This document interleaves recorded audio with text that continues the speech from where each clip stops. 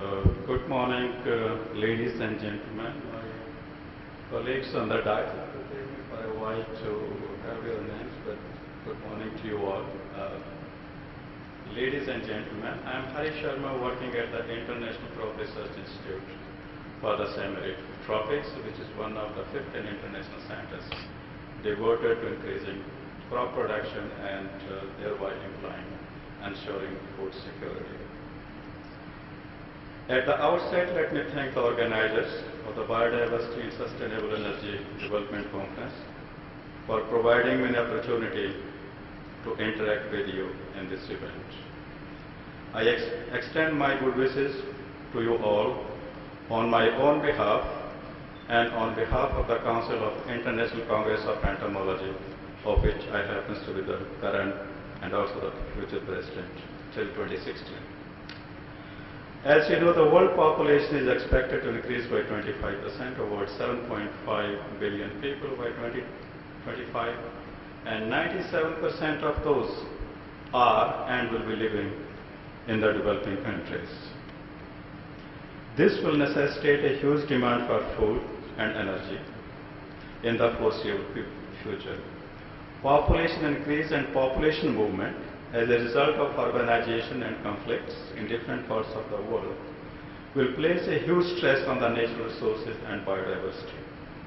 The situation will become more serious with the impending global warming and climate change and its effect on crop production, food security, and biodiversity.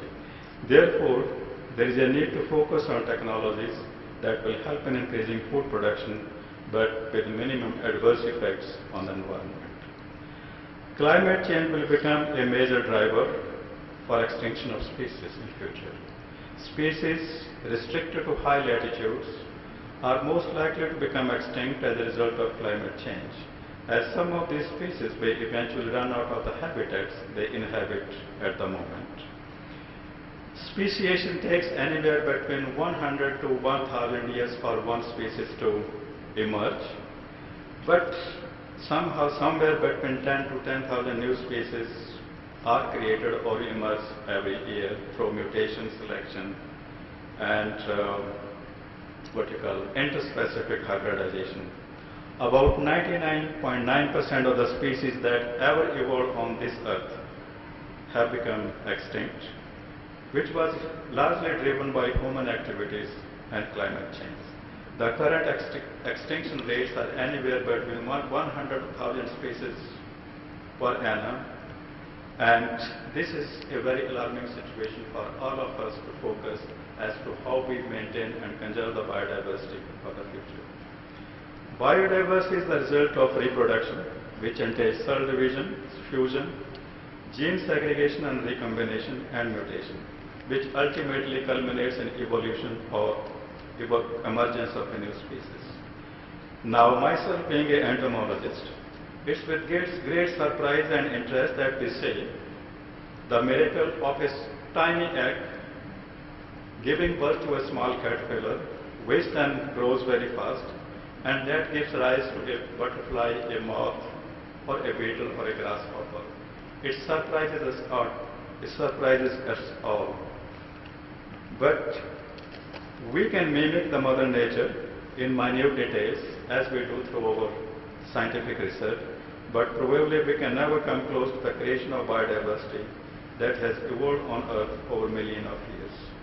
There is a need to pay utmost attention for conservation of the habitats, for maintaining the system diversity, and develop ecoparks to serve as a refuge for the useful and endangered species in the future. Rapid and cost-effective development and adoption of modern tools to conserve biodiversity will depend on gaining a full understanding of the interaction of genes within their genomic environment and with the environment in which their comfort phenotype must interact for survival into the future. There is a need for creation of wildlife reserves and ecoparks, which are not only a measure of the cultural values of a nation, but also an indicator of the commitment of people to preserve the environment for our future generations. And this not only should become a policy matter nationally and internationally, but should be encompassed in our day-to-day life by all of us. Finally, I thank you all and wish you a successful and productive conference over the next 2 days. Have a nice day. Thank you.